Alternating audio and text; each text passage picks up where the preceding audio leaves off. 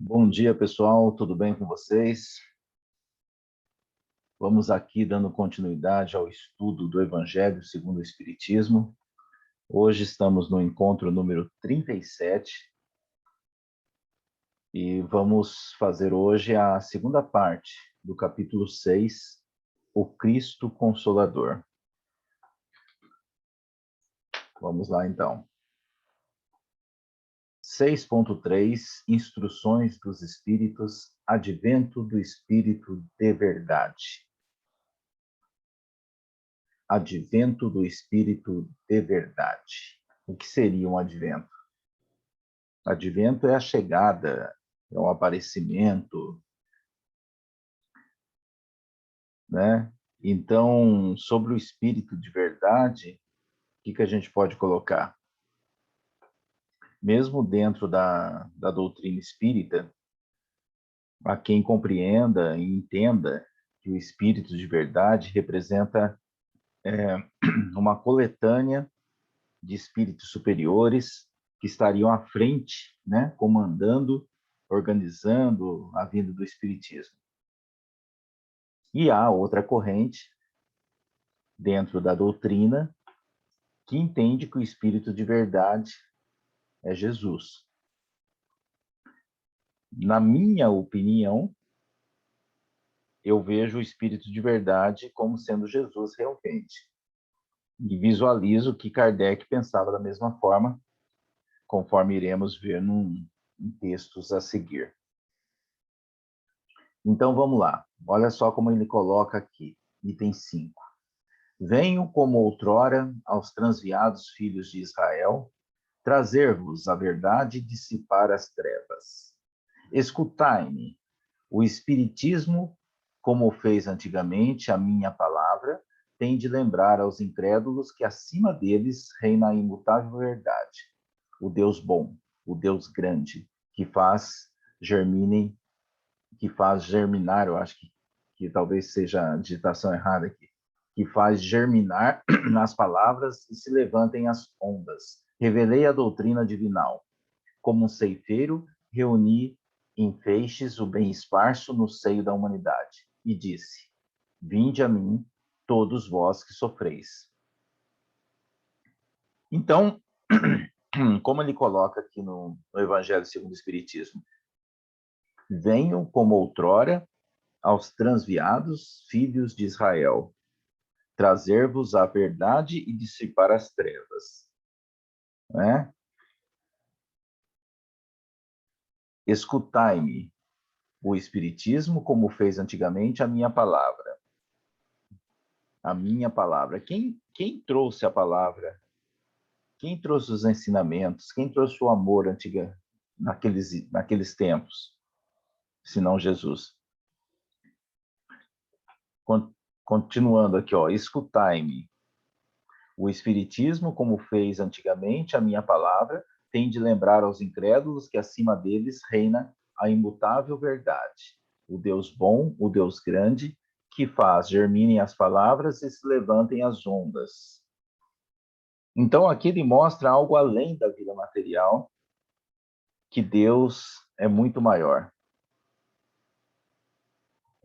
Continuando o texto, revelei a doutrina divinal. Quem revelou a doutrina? Senão o próprio Jesus, né? Vamos então continuando. Mas, ingratos, os homens afastaram-se do caminho reto e largo que conduz ao reino de meu Pai, e enveredaram pelas ásperas sendas da impiedade. Meu Pai não quer aniquilar a raça humana, quer que, ajudando-vos uns aos outros, mortos e vivos, isto é, mortos segundo a carne, porquanto não existe a morte, vós socorrais mutuamente e que se faça ouvir não mais a voz dos profetas e dos apóstolos, mas a dos que já não vivem na terra. Aclamar, orai e crede, pois que a morte é a ressurreição, sendo a vida a prova buscada e durante a qual as virtudes que houverdes cultivado crescerão e se desenvolverão como o cedro. Ok? Então, aqui ele está colocando o quê? Ele está colocando que desde que foi revelada a verdade divina, os homens se desviaram do caminho. Ó, ingratos, os homens afastaram-se do caminho reto e largo que conduz ao reino de meu Pai. Outra coisa, né? Veja bem, todo esse texto que a gente está lendo é um texto que foi psicografado como sendo do Espírito de verdade. Então, aqui ele coloca: os homens afastaram-se do caminho reto e largo que conduz ao reino de meu Pai. Né? Então, aí, o que ele diz? Diz que o Pai não quer aniquilar a raça humana. Ele quer, na verdade, ajudar a humanidade a perceber que existe algo além da vida material. Quando ele diz aqui, no segundo parágrafo, ó, meu Pai não quer aniquilar a raça humana, quer que, ajudando-vos uns aos outros, mortos e vivos, isto é, mortos segundo a carne, porquanto não existe a morte. Então, é o que ele diz, que a morte não existe. Ele vem reforçar a ideia do quê? Da imortalidade da alma. Vamos em frente. Homens fracos, que compreendeis as trevas das vossas inteligências. Não afasteis o facho que a clemência divina vos coloca nas mãos para vos clarear o caminho e reconduzir-vos, filhos perdidos, ao regaço de vosso Pai. Sinto-me por demais tomado de compaixão pelas vossas misérias, pela vossa fraqueza imensa, para deixar de estender mão socorredora aos infelizes transviados que, vendo o céu, caem nos abismos do erro. Crede, amai, meditai sobre as coisas que vos são reveladas. Não mistureis o joio com a boa semente, as utopias com as verdades. Então, aqui, no primeiro parágrafo, homens fracos, que compreendeis as trevas das vossas inteligências, não afasteis o facho que a clemência divina vos coloca nas mãos para vos clarear o caminho e reconduzir-vos, filhos perdidos, ao regaço de vosso Pai. O que ele quis dizer nesse parágrafo? Ele está dizendo que os homens têm muita intelectualidade, mas nos falta o quê? O lado moral, que é aquilo que fará com que a gente possa nos depurar intelectualmente. Ele fala, na segunda linha aqui, não afasteis o facho. O que é esse facho? É a luz do conhecimento, é a fonte de informação que a doutrina espírita traz, para que possamos despertar, nos enriquecendo com a verdade da palavra do Cristo. No segundo parágrafo, ele coloca: sinto-me por demais tomado de compaixão pelas vossas misérias, pela vossa fraqueza imensa, para deixar de estender mão socorredora aos infelizes transviados que, vendo o céu, caem no abismo do erro. Então, o que ele coloca? Eu fico tomado de compaixão de ver as suas fraquezas, as suas tristezas, e mais do que isso, como ele diz, infelizes transviados que, vendo o céu, né? Ou seja, vendo a luz, vendo o caminho que cada um de nós temos para seguirmos tranquilos, felizes, ainda assim tombam no abismo do erro. Ou seja, ainda assim acabam optando, dentro da nossa conduta, dentro do nosso livre-arbítrio, mesmo assim acabam optando por algo que nos distancia do Pai. Então, ele diz no final: crede, amai, meditai sobre as coisas que vos são reveladas. Não mistureis o joio com a boa semente, as utopias com as verdades.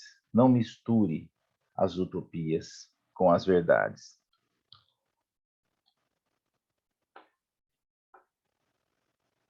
Aí vem uma mensagem, né? Uma mensagem finalizando esse item, que é o item 5, dada pelo Espírito de Verdade. Espíritas, amai-vos, este o primeiro ensinamento, instruí-vos, este o segundo. No cristianismo encontram-se todas as verdades. São de origem humana os erros que nele se enraizaram. Eis que do além-túmulo, que julgáveis o nada, vozes vos clamam. Irmãos, nada perece. Jesus Cristo é o vencedor do mal. Sede os vencedores da impiedade. Espírito de Verdade, Paris, 1860. Uma mensagem forte deixada pelo Espírito de Verdade. Essa mensagem aqui que acabamos de ler, né, trazida por Kardec, do Espírito de Verdade, como todos sabemos, isso aqui consta no Evangelho segundo o Espiritismo, que nós estamos estudando. Ela consta também numa outra obra básica, que é o Livro dos Médiuns. Ela está lá no capítulo 31, nas Dissertações Espíritas, item 9. Essa mesma mensagem que acabamos de estudar. A única diferença entre essa mensagem e a que está lá no Livro dos Médiuns são 4 linhas que não foram trazidas aqui para o Evangelho segundo o Espiritismo. Lá, ele diz o seguinte, nessas 4 linhas. Crede nas vozes que vos respondem. São os profetas das almas, daqueles que evocais. E olha só isso. Ele continua. Não me comunico, senão raramente. Meus amigos, aqueles que assistiram à minha vida e à minha morte são os intérpretes divinos da vontade de meu Pai.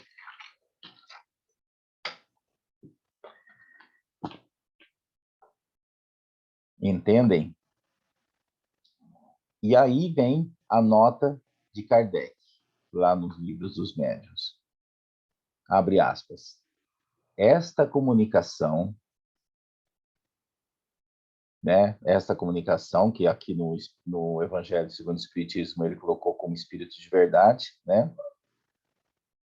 Vamos lá. Esta comunicação, obtida por um dos melhores médiuns da Sociedade Espírita de Paris, está assinada por um nome que o respeito não nos permite reproduzir, senão sob todas as reservas. Tão grande seria o insigne favor da sua autenticidade, e porque muito frequentemente dele se abusou, nas comunicações evidentemente apócrifas. Este nome é o de Jesus de Nazaré.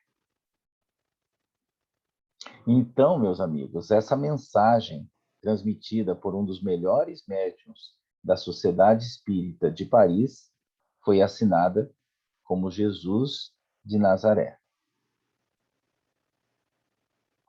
Agora, veja a continuidade da nota de Kardec. Abre aspas.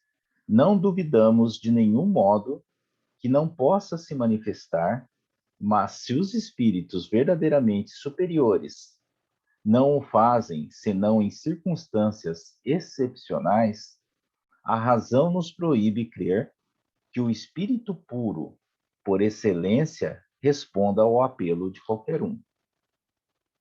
Haveria, em todos os casos, profanação em lhe atribuir uma linguagem indigna.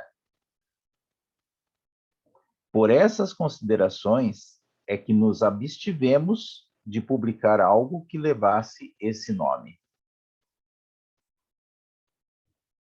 Por essas considerações é que nos abstivemos de publicar algo que levasse esse nome, ou seja, por cautela, Kardec não colocou como Jesus, e sim como o Espírito de verdade.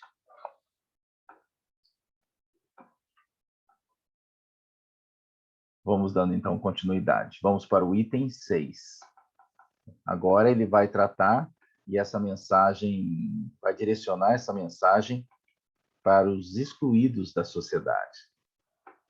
Item 6. Venho instruir e consolar os pobres deserdados. Venho dizer-lhes que elevem a sua resignação ao nível de suas provas, que chorem porquanto a dor foi sagrada no jardim das oliveiras, mas que esperem, pois que também a eles os anjos consoladores lhes virão enxugar as lágrimas. Obreiros, traçai o vosso sulco, recomeçai no dia seguinte o afanoso, ou seja, o trabalhoso, o cansativo labor da véspera. O trabalho das vossas mãos vos fornece aos corpos o pão terrestre. Vossas almas, porém, não estão esquecidas. E eu, o jardineiro divino, as cultivo no silêncio dos vossos pensamentos. Então, aqui no primeiro parágrafo, onde ele coloca: venho instruir e consolar os pobres deserdados. Venho dizer-lhes que elevem a sua resignação ao nível de suas provas, que chorem, porquanto a dor foi sagrada no jardim das oliveiras, mas que esperem, pois que também a eles os anjos consoladores lhes virão enxugar as lágrimas. Então, o que ele está dizendo aqui, nesse parágrafo? Que aqueles que hoje choram, que hoje têm lágrimas, que lhes confiem, que esperem, porque os anjos consoladores virão enxugar as suas lágrimas, porque as lágrimas, aquelas lágrimas bem sofridas aqui na Terra, representam para nós no plano espiritual a entrada ao mundo feliz. Então, Jesus vem nos mostrar mais uma vez que tenhamos confiança na vida futura, porque a vida na Terra é só uma passagem. Na continuidade do texto, ele coloca: obreiros, traçai o vosso sulco, recomeçai no dia seguinte o trabalhoso labor da véspera. O trabalho das vossas mãos vos fornece aos corpos o pão terrestre. Vossas almas, porém, não estão esquecidas. Ou seja, nós estamos cuidando de vocês. E continuando o texto, e eu, o jardineiro divino, as cultivo no silêncio dos vossos pensamentos.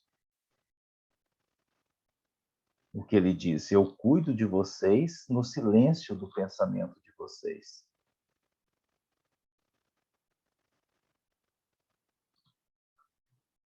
Continuando no próximo slide aqui. Quando soar a hora do repouso e a trama da vida se vos escapar das mãos e vossos olhos se fecharem para a luz, sentireis que surge em vós e germina a minha preciosa semente. Nada fica perdido no reino de nosso Pai, e os vossos suores e misérias formam um tesouro que vos tornará ricos nas esferas superiores, onde a luz substitui as trevas e onde o mais desnudo dentre todos vós será talvez o mais resplandecente. Em verdade vos digo, os que carregam seus fardos e assistem os seus irmãos são bem amados meus.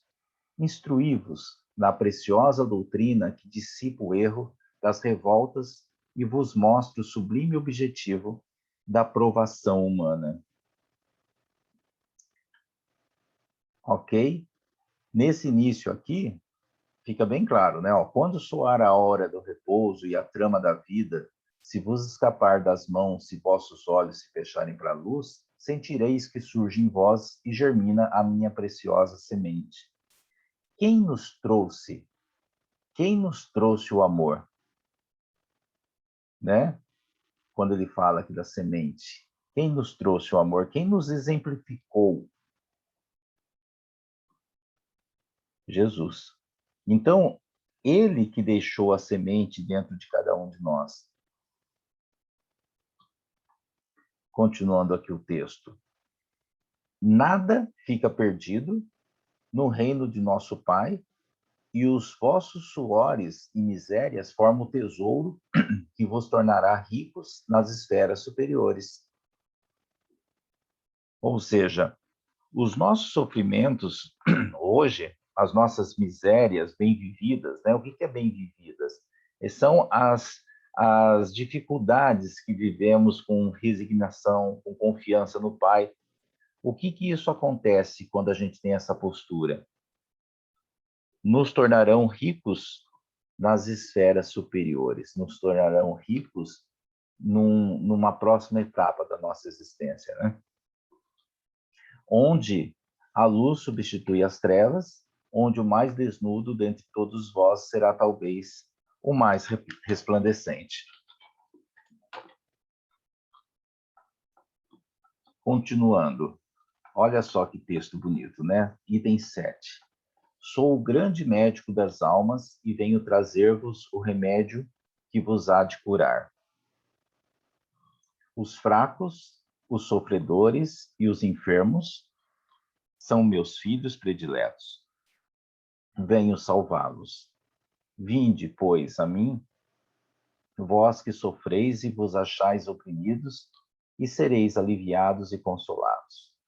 Não busqueis a alhures, ou seja, não busqueis em outro lugar a força e a consolação, pois que o mundo é impotente para dá-las. Deus dirige um supremo apelo aos vossos corações, por meio do Espiritismo. Escutai-o. Extirpados sejam de vossas almas doloridas a impiedade, a mentira, o erro, a incredulidade. São monstros que sugam o vosso mais puro sangue e que vos abrem chagas quase sempre certas. Então, a mensagem aqui diz, em termos gerais, que não basta aceitar Jesus. É necessário que usemos o remédio que ele nos trouxe. Que é o quê? Que é o Evangelho, né? Que é a vivência nas leis morais. Tudo aquilo que o Evangelho nos ensina, tudo aquilo que a gente está estudando aqui toda semana. Item 8. Deus consola os humildes e dá força aos aflitos que lhe a pedem. Seu poder cobre a terra e por toda parte, junto de cada lágrima, colocou ele um bálsamo que consola. A abnegação e o devotamento são uma prece contínua e encerram um ensinamento profundo. A sabedoria humana reside nessas duas palavras. Possam todos os espíritos sofredores compreender essa verdade, em vez de clamarem contra suas dores, contra os sofrimentos morais que neste mundo vos cabem em partilha. Então, aqui ele cita dois termos que ele coloca aqui, é que a sabedoria humana reside muito fortemente nessas duas palavras, a abnegação e o devotamento. Então, ele diz que toda vez que agimos por devotamento e abnegação, tanto por dever como por amor, nós nos aproximamos de Deus. Tomai, pois, por divisa essas duas palavras, devotamento e abnegação, e sereis forte, porque elas resumem todos os deveres que a caridade e a humildade vos impõem. O sentimento do dever cumprido vos dará repouso ao espírito e resignação. O coração bate então melhor, a alma se asserena e o corpo se forra aos desfalecimentos. Por isso que o corpo tanto menos forte se sente, quanto mais profundamente golpeado é o espírito. Espírito de Verdade, Havre, 1863. Então, é através da utilização e o desenvolvimento dessas virtudes, né, citadas aqui, o devotamento, a abnegação, né, quanto mais a gente desenvolve essas virtudes, elas acabam agregando outras à nossa vida, como a renúncia, como a paciência, como a tolerância, como a humildade, como a caridade. Então, ele finaliza com essa afirmação: o sentimento do dever cumprido vos dará repouso ao espírito e resignação. O coração bate então melhor, a alma se asserena e o corpo se forra aos desfalecimentos. Por isso que o corpo tanto menos forte se sente, quanto mais profundamente golpeado é o espírito. Então, à medida que agimos priorizando essas virtudes que citamos aqui, né, o devotamento e a abnegação, que a gente procura fazer o melhor, né, procura melhorar a nossa postura, não só as nossas atitudes, como principalmente os nossos pensamentos, a gente está valorizando a continuidade, a gente está confiando e acreditando cada vez mais na vida após a morte, na tão citada vida futura. Dessa forma, o coração bate então melhor, ou seja, a gente se torna intimamente mais tranquilo. Tudo se torna mais fácil no nosso dia a dia, não só com a gente mesmo, mas com todos aqueles que nos rodeiam, né? É isso. Pessoal, a gente finalizou aqui o capítulo 6, né? O Cristo Consolador. E a partir da semana que vem a gente vai entrar no capítulo 7, Bem-aventurados os pobres de espírito. Todo capítulo aqui é de uma riqueza gigantesca, né? Então, temos muito que conversar no próximo encontro. Bem-aventurados os pobres de espírito, parte 1. É isso. Que todos vocês continuem se cuidando, tenhamos uma semana tranquila, abençoada, e nos encontramos na próxima semana. Um grande abraço, que Deus abençoe a vida de cada um.